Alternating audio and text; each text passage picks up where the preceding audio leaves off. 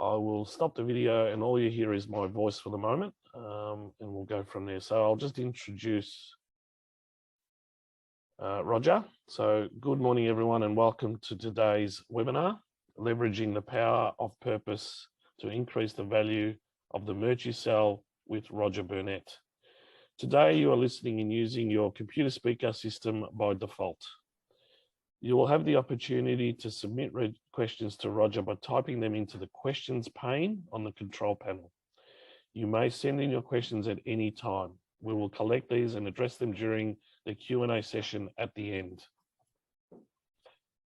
As co-founder of Promo Cares and Promo Kitchen, host of the popular So You're in Sales podcast, executive producer of the Promo Cares radio podcast, and co-author of the book Red Goldfish Promo Edition, Roger offers a unique perspective on the many values of organizational alignment and the ways purpose capably serves as the fifth P of marketing. Roger is founder of Social Good Promotions, a social enterprise built to teach and deliver purpose-based marketing strategies to businesses of all sizes, while also donating marketing services to non-profit organizations in the communities they serve.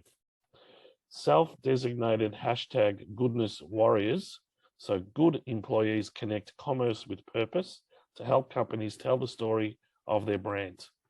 Using promotional marketing campaigns, creating lead-generating virtual and in-person events, and performing sales and marketing consulting for businesses looking to improve results. A long-time volunteer leader, Roger is widely recognized as a volunteer organization thought leader, guiding non-profit organization leadership through transformative periods of growth and providing new levels of member engagement to those being served by those organizations. I will now hand this over to Roger. Thanks, Tony.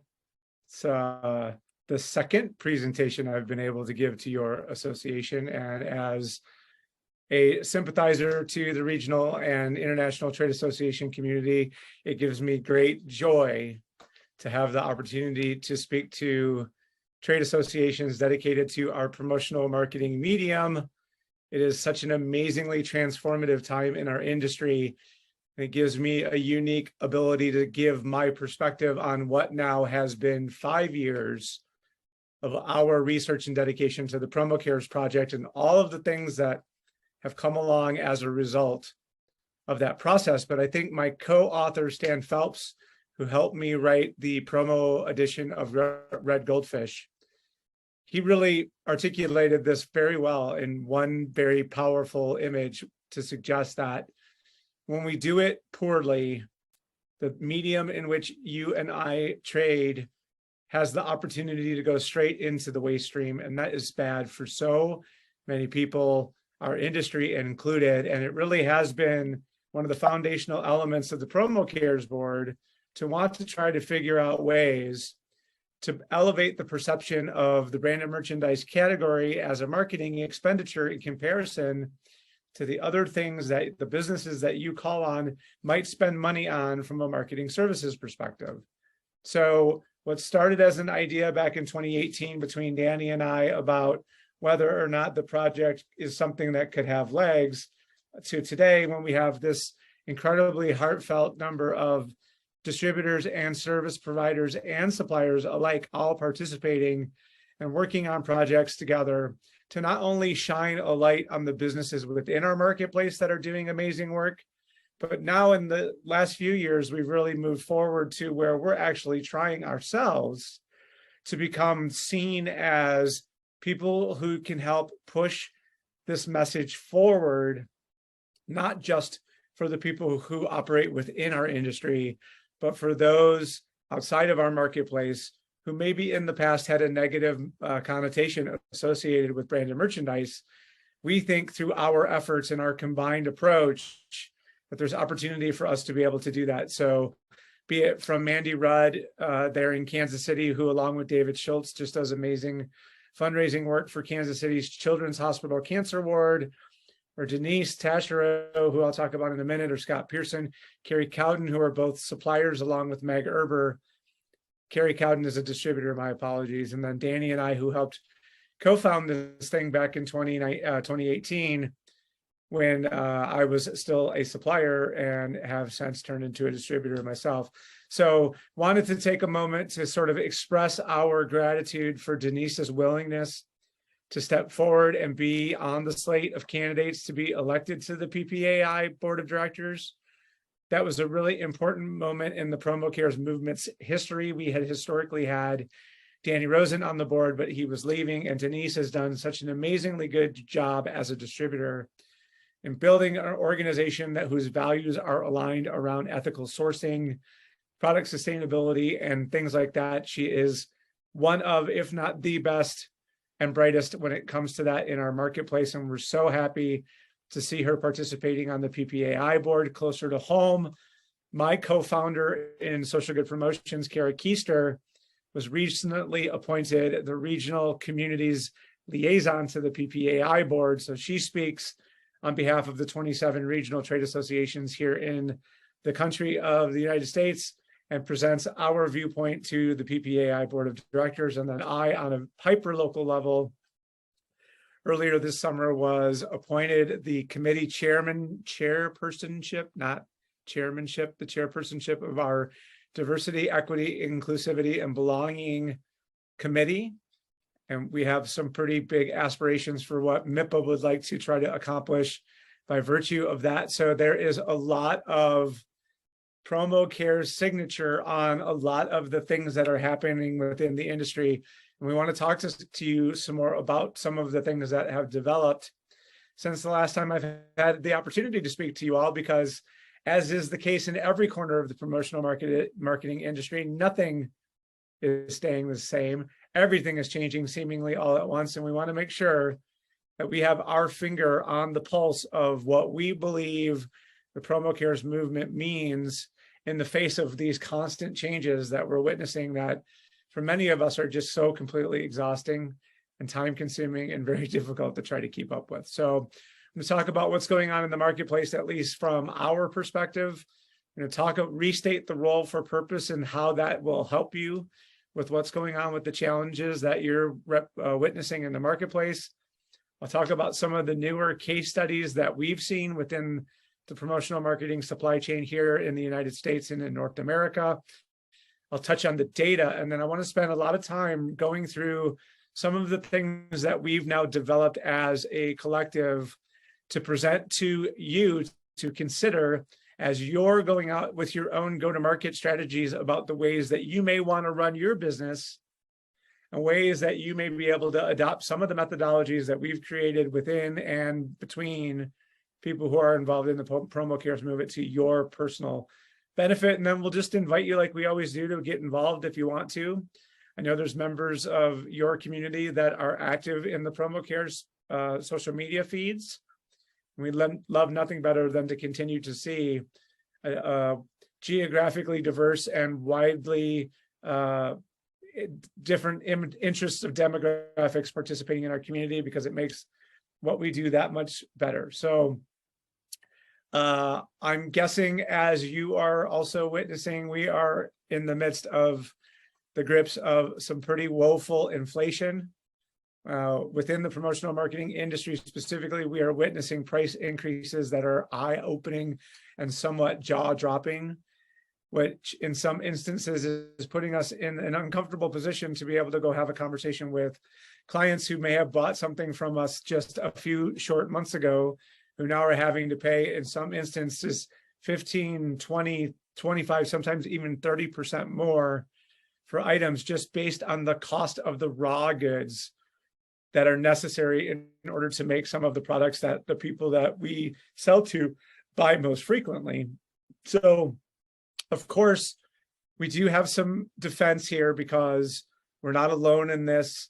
It's a pretty widespread phenomenon. It's not just our marketplace that's experiencing this rampant inflation. I mean, food prices and everything, gas, everything is just much, much more expensive than it has been historically, which we all know in many instances, it keeps marketing spend at bay for people who are undecided about the value of what we do for a living. So It creates some uncertainty amongst those people who traditionally we would count on for revenue as we're making the turn into our third and fourth quarters, which historically here in the US have been two of the bigger, if not the largest, being Q4, where we as distributors and suppliers make the lion's share of our revenues.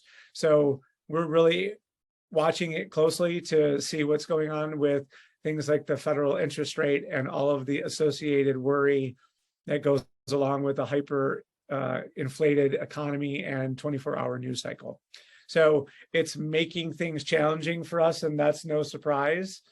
And really, it's more of what else is going on outside of our marketplace that are some of the external factors that are specific to what's going on socio-politically that are making things very difficult for us, just adding even more fuel to the distraction of a fire that is life for the average business person in the world today, who historically you've been working with to buy promotional marketing items. It's making things that much more challenging. Now we want to add in a humanitarian crisis that's occurring abroad and all of the factors that are going into that from a global perspective. And we just have some of what I would say to be the most unique set of circumstances that I've been witness to in my 27 years as a professional salesperson. And yet at the same time, this dynamic change opens up just amazing opportunities for those who are willing and able to make the investments in time, energy, and effort necessary in order to migrate along with these changes as they're occurring, which we think Purpose has a big hand in being able to do. So as we look at it even more specific to the post-pandemic economy, depending on where you live, will dictate largely what's happening within your society and your economy based on the availability of vaccines and what the masking policy is and all of those sorts of things. But it's clear that two things are happening. One, the supply chain in those areas that have historically made the products in which we then personalized in our factories here in the US clearly are not able to staff and produce to the same level and scale that they were capable of pre-pandemic. And we could spend hours discussing the reason why that is and ways that it may have been avoided in the past or may potentially be avoided in the future. But it doesn't change the reality of the current situation and what we're all dealing with, while at the same time, what we're seeing from the labor employment market is a drastic change in behavior amongst employees who have been affected by what they do for a living during the pandemic. And again, we could spend just much more time than we have available in this presentation to talk about some of the effects of what's occurred. But really what I think was happening that many of my colleagues and my peers, my prospects and my clients share back with me when I'm curious about this discussion point with them is this idea of the fact that burnout was a real thing. But because the economy was going so well in the pre-pandemic period, people were willing to overlook a lot of things that may have been negatively impacting them for the sake of the paycheck. And because the paycheck had been removed and a lot of uncertainty and fear and doubt had been injected into the equation, it gave people an extended period of time to really reevaluate what's important. And I think the result of these statistics that we've been able to uncover as a result of what's changed, as a result of things like the pandemic and burnout, are saying that people are being much more intentional and really slow to decide what it is that they're going to invest their time in exchange for money for going forward. And those decisions are being largely driven not by people who are of the Gen X demographic like myself, but it's really the people in the younger Gen Y and Gen Z, older Gen Z communities that are really looking at what's happened to our generation over the course of the last 20 years, where we had a period of economic prosperity that was bookended by just two financial disasters. And so it's had a very significant effect on the decision-making criteria. And a number of the people within our workforce are using to help make some of these decisions. And it's showing up in jobs that are not filled, in positions that, regardless of whether there are pay increases attached to them or not, they don't align with the new values that these prospective employees have articulated as being important to them in this new, I'll give you money I'll give you my time if you'll give me some of your money kind of equation. It's just been fascinating to watch. And the results have had a significant effect on even the words that are being said today. Look at this example from the LinkedIn talent blog. LinkedIn, for those of you who are participating in it, it is for most of us the single solitary place that we all build our professional portfolios to help articulate who it is we are as a person, what our beliefs are as a professional, and the things that we would like to align ourselves with and also present as being a part of who we are in the overall landscape of what it means to be in business today.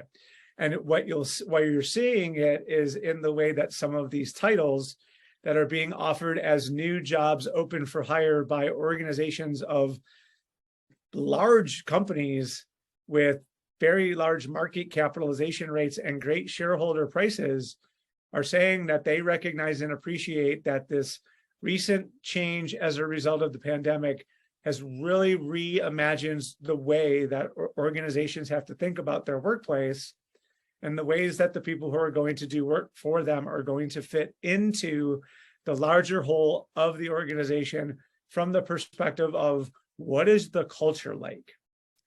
What does it mean for me to work here physically and mentally as a result of making this choice?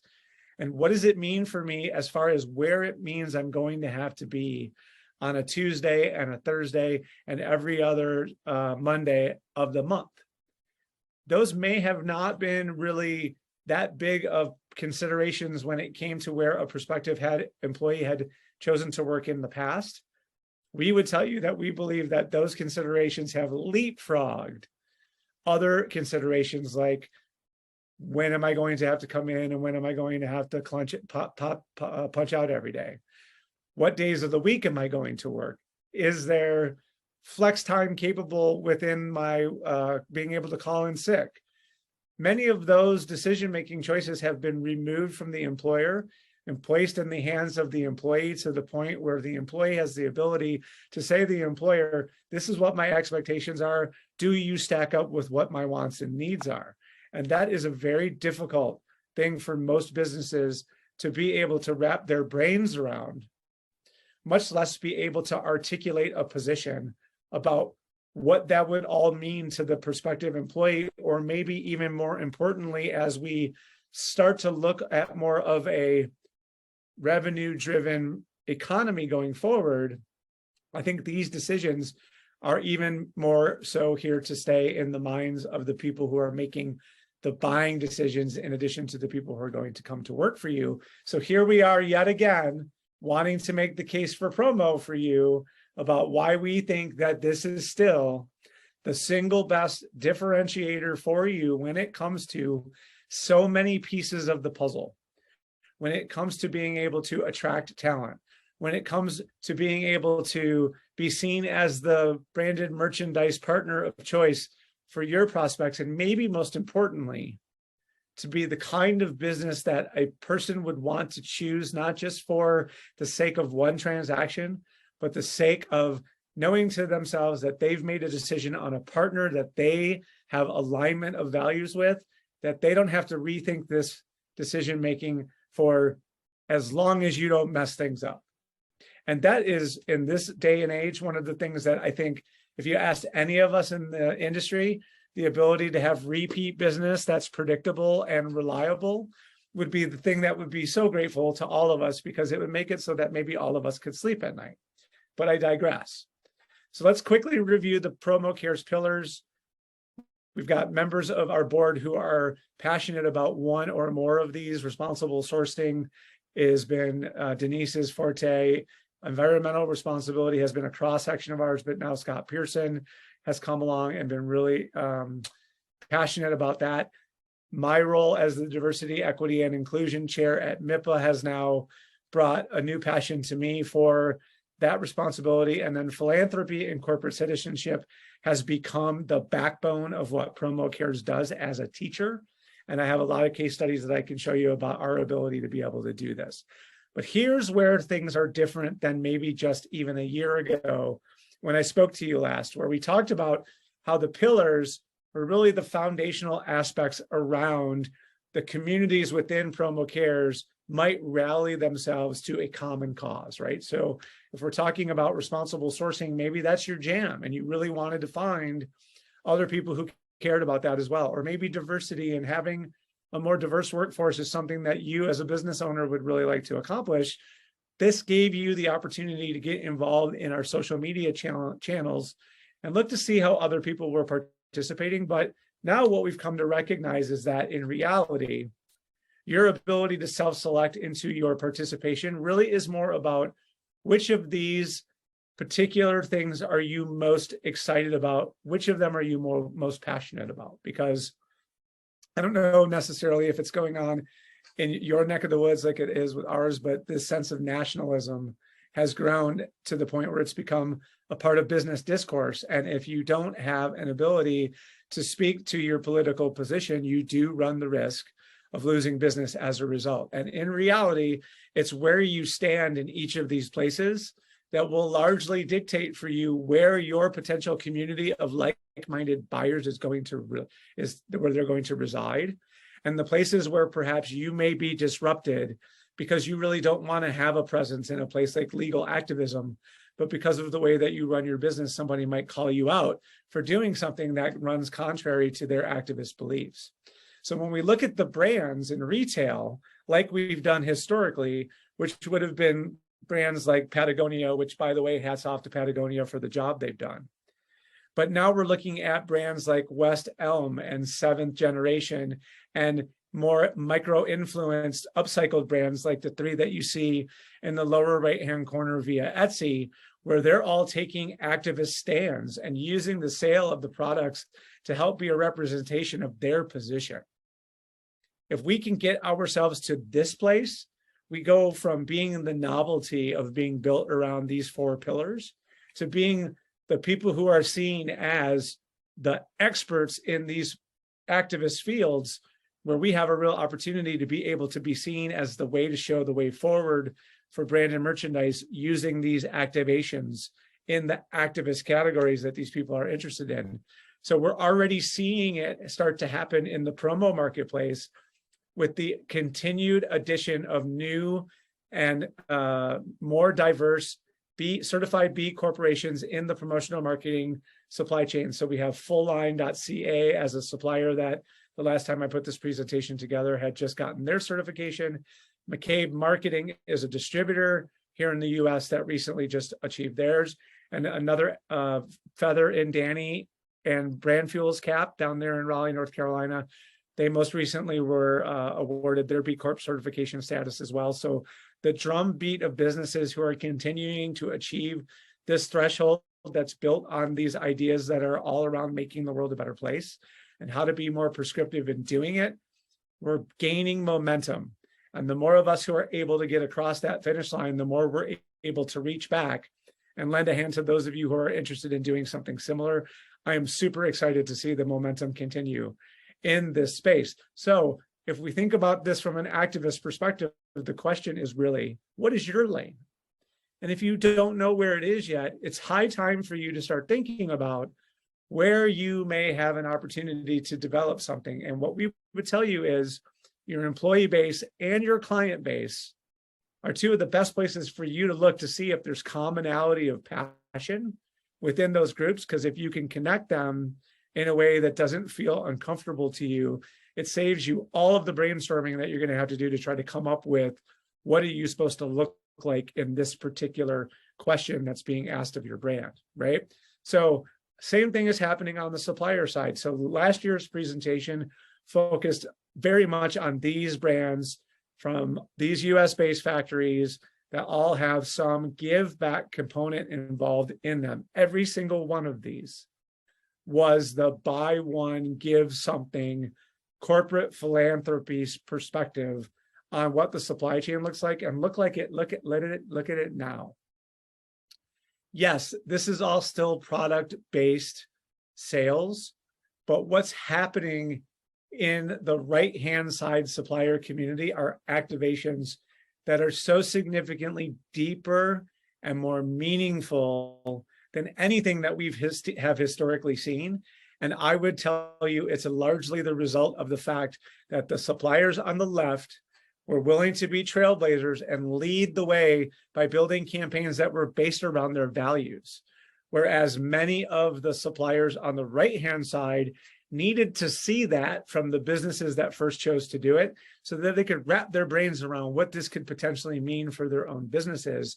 And so as a result, these second stage entrants into the supply chain are doing some amazingly fantastic story-focused work that can make your job as a salesperson in the promotional marketing industry infinitely easier if you're able to connect the dots around the activations that buying from these factories create and the values of what is being told to you by the businesses in which you are working with. This is incredibly important. The opportunity has just exploded in the amount of time that I've been telling the story. And to me, the best story remains my good friend Ray Del Muro at Refresh Glass in Phoenix, Arizona, who is on a quest to save 3 million wine bottles from being destroyed. The dirty secret in recycling is that glass is very challenging to recycle. I don't know about where you live, but where we live, we're led to believe that glass recycling is the easiest of all, when in reality that is so not true because of the different thickness of glass, labels, and other things that are hanging off of different kinds of glass containers make it very, very time consuming and expensive to recycle. So most of the time it just gets crushed, turned back into sand, and spread into the dirt at the facility where the recycling is occurring. And so Ray is on his quest to save 10 million, is reimagining those bottles that he's saving into beautifully designed keepsake kind of products that have been featured in some of the best and brightest dining and hospitality establishments across the United States. They've been used in community building projects with some of the best recognized nonprofits in the entirety of North America. And they continue to just evolve and grow their product portfolio to the point where we sort of start our holiday gifting discussion with every client by showing them Refresh Glass and gauging their interest, because we know that there is some large portion of the people who would potentially do business with us who love this product, and all we got to do is show it to them and they're ready to buy. So if you're looking for a great holiday gift that is based on this closed loop recycling concept, and you want to know more about this, don't be ashamed to reach out to Refresh Glass directly, or if you want more information from me about my friendship with Ray and the interviews that I've done with them so you can learn more about it, I'm happy to share them with you too. Okay, so on the distributor side, you've got all of us that are at Promo Cares, all doing our own thing, raising all kinds of money. We challenge each other every single year to try to outdo one another. And I am a better person and a better salesperson and a better business person as a result of my relationship with the people who I spend time with on the Promo Cares board. It's crazy good. If you're not following us on social media, you just go out there and check out what we've been doing in the last 6 to 10 months. Has just been crazy good, and you will be blown away with what you'll learn in the process. So that leads me to our ability to raise funds, right? So I'm wearing this Ukraine for Good t-shirt, which is a response to a plea that we were given from members of the industry who had seen us do some fundraising for some other important nonprofit projects that have happened within the promotional marketing industry when the war in Ukraine first started to occur in March. So we were moved to participate. And so we came up with a fast fundraising campaign that literally we ran for only 2 weeks' time, which included the sale of these t-shirts that I'm wearing at this moment. And I'm proud to share with you our ability to raise almost $56,000 on behalf of Save the Children, which is a boots on the ground nonprofit in Poland and Ukraine who is helping to rush aid to the children who have been displaced by this horrible humanitarian crisis. When we were fortunate enough to align our supply chain within the promotional marketing industry to make it so that all of the cost of the products that were made, so the cost of this entire t-shirt, including its distribution, fulfillment, and shipping, were all covered by the suppliers who helped us make this campaign come to life. So consequently, we were able to donate the entirety of the $55,781 that you see here to that nonprofit directly. And we were just so proud of the way our industry peers rallied to one another's aid to prove to the world that even though we may be incredibly far removed from the crisis, that we are good at what we do and we know how to raise money fast. And we've perfected the handbook on how to do this at Promo Cares to the point where if any of you are interested in wanting to learn how, just ask us. We're happy to share. We've created content now that's intended to give you a bit of a playbook to start from. If you have something that is important to you, that you want to try to do something similar in your community for a passion that is yours or a member of your team, or perhaps even one of your best clients, you don't have to try to figure this out for yourself. There's a way for you to come to the Promo Cares community and be really gifted something that can make the world a better place just by following the blueprint that we've brought along. So maybe, just maybe, you're at this moment saying to yourself, well, why couldn't I do this? Why couldn't I see myself as being at this connection of for-profit and making the world a better place based on the passions that are important to me? Because there's search tools, whether it's Sage or, however you are doing your product searching, there are tools now built into them that give you the opportunity to filter out and find the products from the factories that have a strategy that you can defend and go talk about when you're directly in front of a client. Because here's what we really believe is going to be the future, both for you as well as for your clients. There's going to be somebody in that organization whose role is to be the chief purpose planner. And if you can build a business relationship with that person at the companies that you're doing business with, that is going to remove a lot of the transactional pressure that we all feel when they're just trying to get something out for the gala, or they didn't remember something for one of their fundraising events that now they're asking us to try to jump through hoops on their behalf for, as opposed to being more strategic and really thinking about how to use what it is that we make and sell to the benefit of what's going on. We're getting ready for a 2.0 version of Red Goldfish specific to the promotional marketing industry.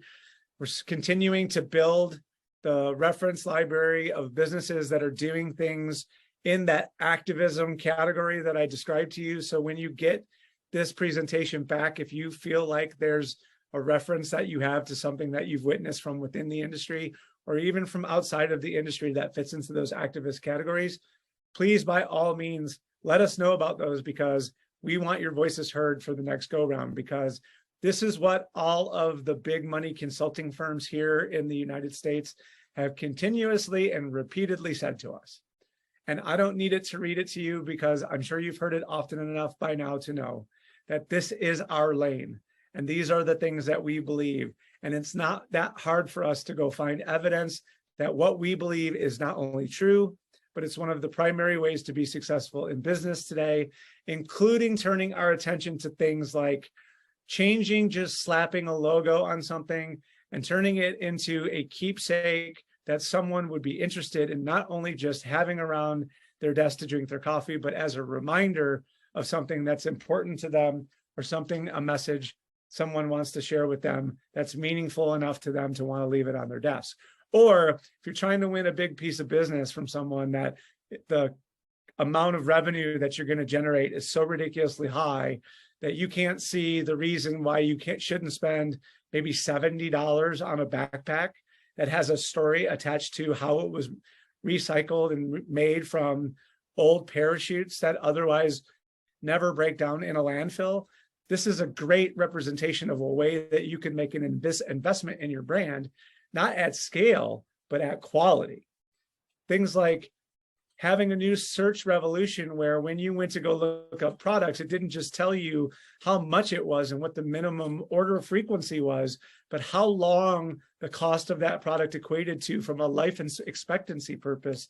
And also, by the way, let's source product from smaller craftsman-like factories where we can tell the story that's attached to the product that we're selling to the end buyer by connecting it 100% with the story of the maker, maybe even in some instances having it happen in the same neighborhood or in the same business building even. There are people making things that other people would like to buy, and they're oftentimes neighbors and don't even know that this possibility exists, because historically what our industry has focused on is product at scale, buying a lot of things and trying to give them to as many people as possible at the detriment of the environment, giving away things that you knew were going to go in the garbage versus trying to make a choice that even if that were the case and you don't hit the mark, that maybe it will find its way to a place where it decomposes and could go back to being a natural material.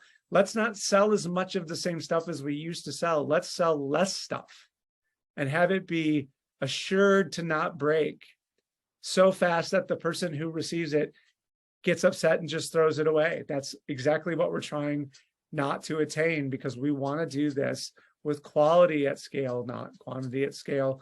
And the only way to really get there and get there to the degree that would sustain us each as business people is to change how we sell what we sell, not change what we sell.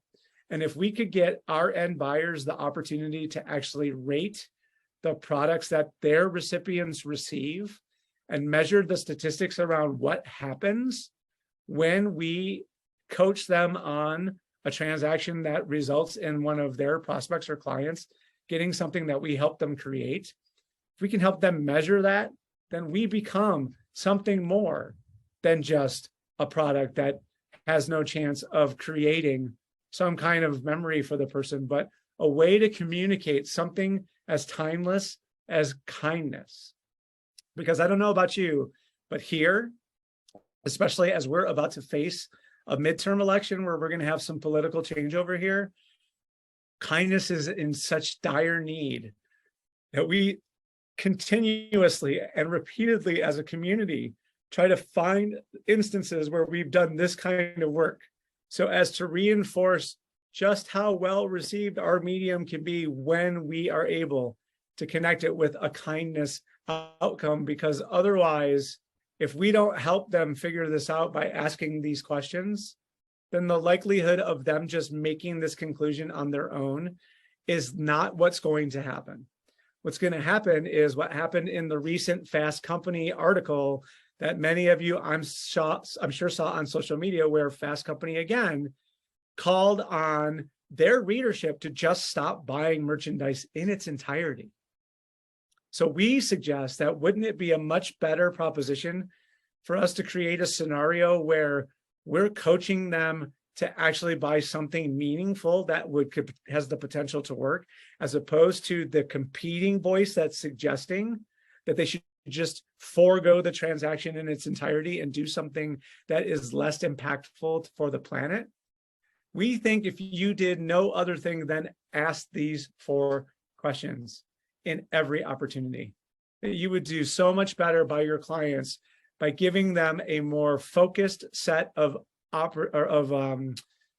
product choices than anything that you could possibly do, and then try to fight with them about once they have all of those products in their presentations, that now you're trying to arm wrestle with them about, or worse yet, they've just gone out and shopped your shopping tool and have already come to the conclusion that they want to buy something that you would be horrified to actually sell. So it's as simple as, is it something that people are actually going to use? And tell me how are they going to use it?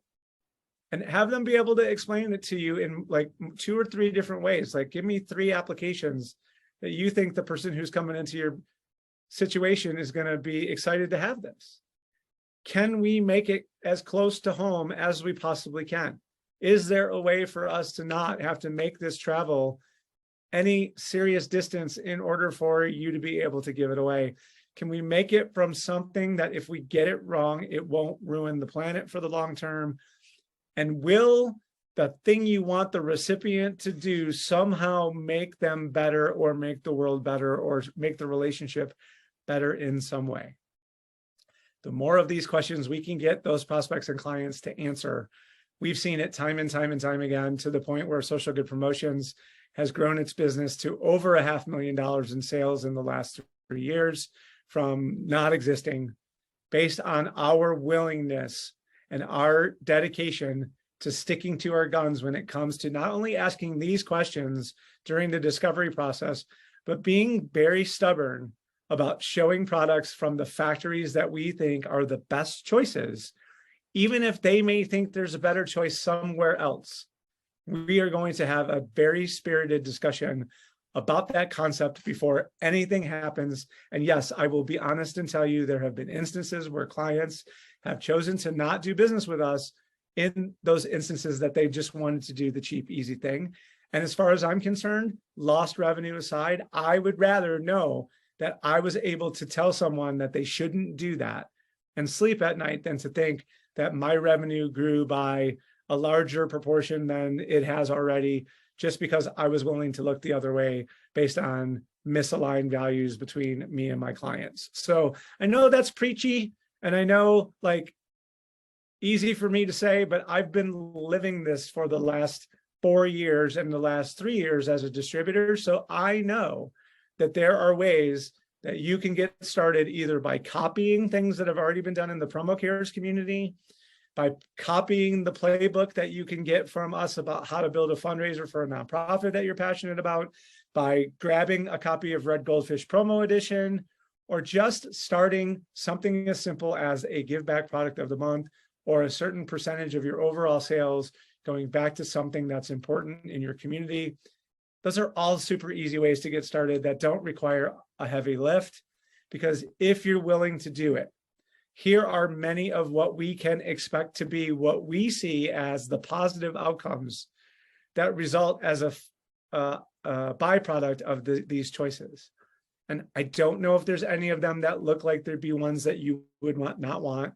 If there are, I get it.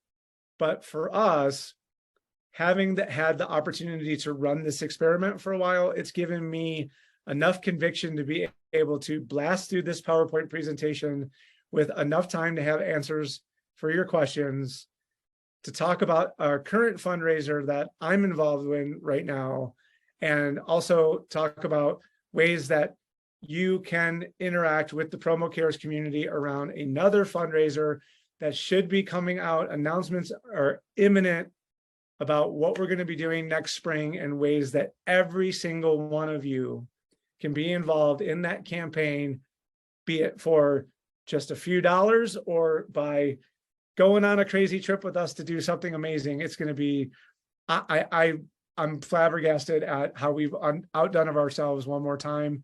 So that's it for me. You know, carrying a business is hard to scale, but caring can and should be a differentiator. And if I haven't exuded the contagiousness of what purpose does for a business person, then I've completely not done my job. But I hope you can sense my degree of enthusiasm and just how gratified I am for what our business has been able to do, and also how we've been able to participate as fundraisers when it comes to the collective efforts of Promo Cares. So that's me. That's it. I'll come back on. So stop my share so you guys can look at my Social Good Promotions backdrop. And I think we're going to get our moderator is going to come back, I believe. We'll see if that's true. I am back. Thank you very much, There Roger. he is. You bet. I am. A fantastic presentation. A lot to think about in the community. There are some questions that have come through from, here we go, Douglas Gregory. A couple of things. Good morning. And what is Youthification is the question from Douglas Gregory. Well, let me see how I can see the word. Oh, youthification. Okay, so this is a great example. So I am doing a new client discovery meeting with my brand new salesperson, Brandon, who is literally 21 years old, just stepped off the stage at university for graduation. Here he is, he's working with me. This childcare business has multiple facilities. They have over 100 employees, and my contact was thrilled that I had someone who was 21, 22 years old, who is going to be helping me to pick the products that she wants to give away to her employees because he's the same age as them. So we're seeing the age of the people in both the buying chairs and the recipient chairs be more receptive of items that have a give back. So that's long story short on what we mean by youthification, making promotional marketing more attractive to people who are younger.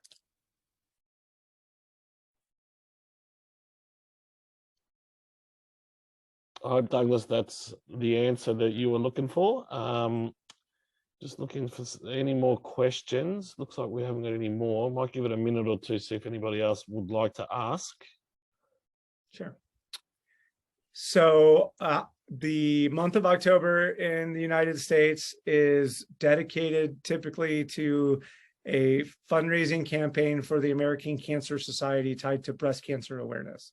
We wear pink in America. Everybody wears pink as a fundraiser. And my partner, Kara, is 39 years old, and she was a cancer survivor, diagnosed and treated when she was in her early 30s, 31. So when we started the company, we always knew we were going to want to include a breast cancer focused nonprofit in our community of nonprofits that we wanted to work with. So I joined the Real Men Wear Pink campaign, which is a fundraising campaign all around the United States, many of the cities in the States.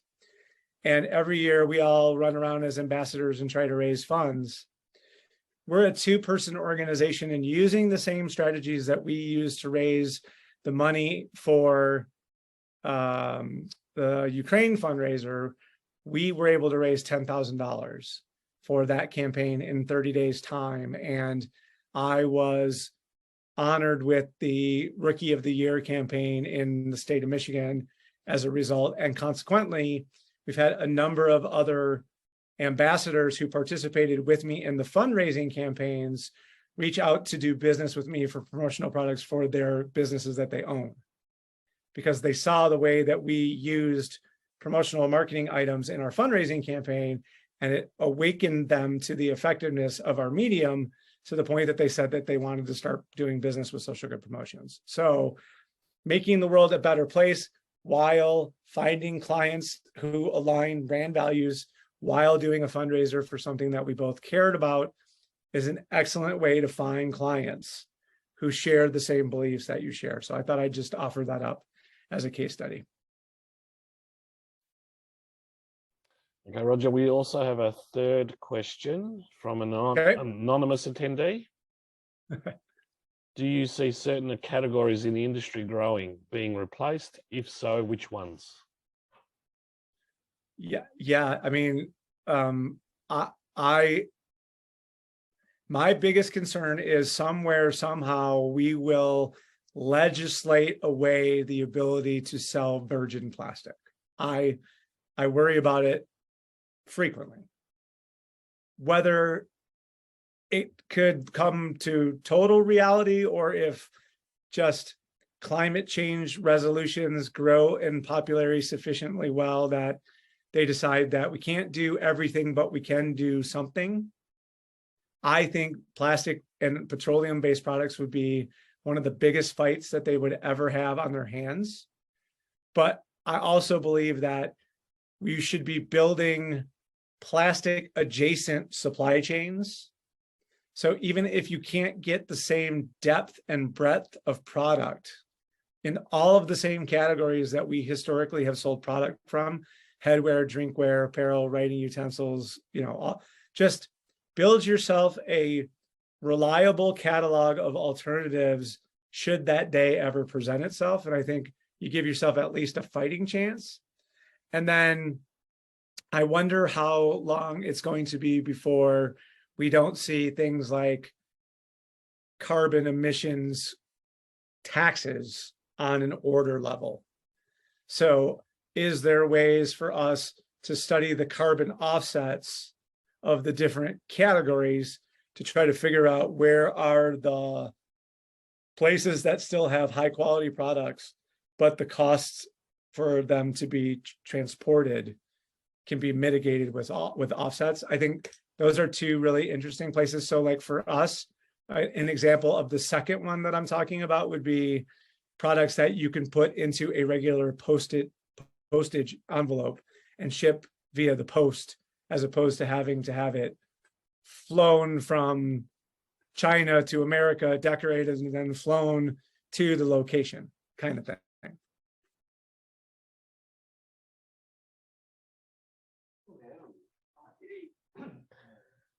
Oh, we have a fourth question from Douglas Gregory. What percentage of the US market is eco-sustainable products, and how much growth has there been recently, please? Yeah, it will be interesting to see what the statistics bear for the calendar year 2022.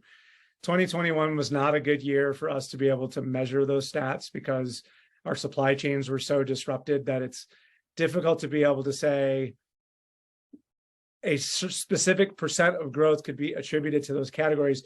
What you can do, though, is to go to places like asicentral.org and look at the changes in the search frequencies of the most frequently searched words by the users who use their search tool.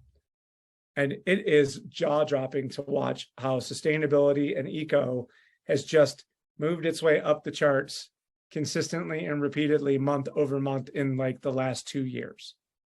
And there may even be, if you look at the ASI just did their state of the industry report, and I'm reasonably sure that there are a lot of statistics that came out of that report that would be answers to the questions that you're querying right here.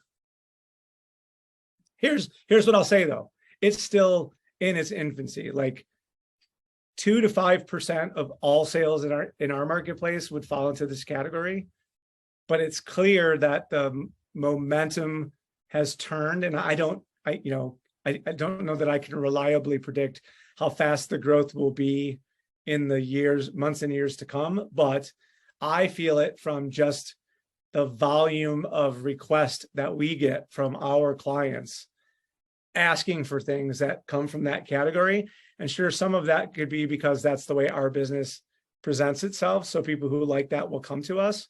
But it's because the suppliers tell me that it's not just businesses like Social Good Promotions that are asking this that makes me know that the activity around the request has grown.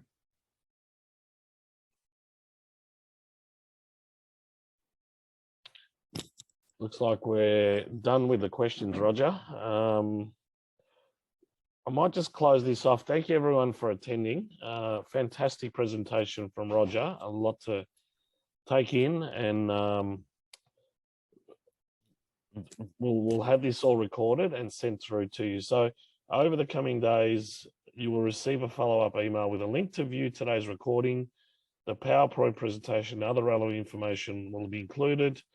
We'll also include Roger's email address as part of the email. So on behalf of Roger Burnett and APPA, thank you for all your participants in joining us today, and I hope you all have a great afternoon. Roger, again, thank you very much for taking the time to present that, and I'm sure we'll have some more opportunities with you in the future. Looking forward to it. Have a great day, everybody. Go out there and make a difference.